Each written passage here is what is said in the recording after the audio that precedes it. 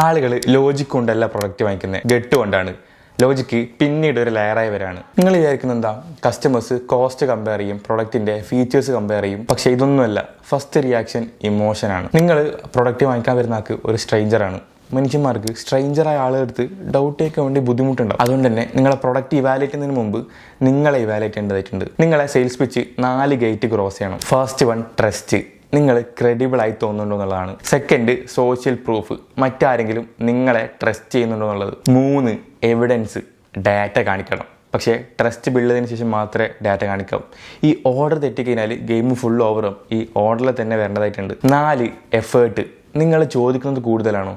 കസ്റ്റമേഴ്സിന് ഫീൽ ചെയ്യണം അവർ കൊടുക്കുന്നതിൻ്റെ 10x value അവർക്ക് കിട്ടുന്നുണ്ടെന്നുള്ളത്. ഇവിടെ മനസ്സിലാക്കേണ്ടത്, ഹേർട്ട് ഡിസൈഡ് ചെയ്യും, ബ്രെയിന് ഡിഫെൻഡ് ചെയ്യും. ബ്രെയിനിനോട് ആദ്യം സെല്ല് ചെയ്യേണ്ട, ഗട്ട് ജയിച്ചാൽ സെയിൽസ് ഫോളോ ചെയ്യും.